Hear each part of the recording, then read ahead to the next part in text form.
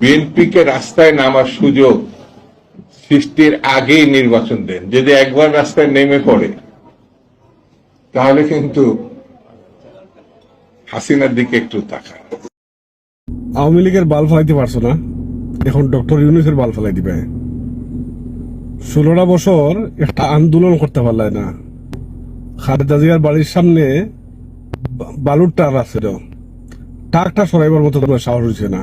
চলাইলে তোমরা বাল ফেলাই দিবা সারা।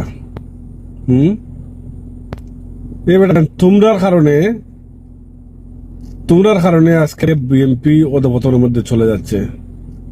তোমরার মতো কয়েকটা লোক, যেমন মির্জা ফখরুল, মির্জা আব্বাস, এইভাবে আরো কয়েকটা আছে। এখন চাঁদাবাজি, লুটফাট সম্পূর্ণ তোমরা বিএনপি করতেছো। ক্ষমতা না যাইয়া তোমরা যেটা শুরু করছো, ক্ষমতা গেলে তোমরা কি করবা? আওয়ামী লীগের তো ক্ষমতা থেকে তারা লুটফাট করছে, তোমরা তো ক্ষমতা যাওয়ার পূর্বেই তোমরা লুটফাট শুরু করে দিছো। কারণে আমি বলছি, আওয়ামী লীগ পালিয়ে যাওয়ার রাস্তা অন্তত কিছু আছিল, যা ইন্ডিয়া বা গিয়া তারা যান বাঁচাইছে। আর তোমরা যা শুরু করছো না, আওয়ামী লীগ থেকে তোমাদের পরিণতি ভয়ঙ্কর হবে।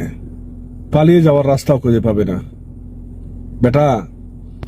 অন্তত ওকে আওয়ামী লীগ থেকে অনেক কিছু শিক্ষা নেওয়ার ছিল। এই ধরনের হুমকি দামকি ডক্টর ইউনূসকে দিও না।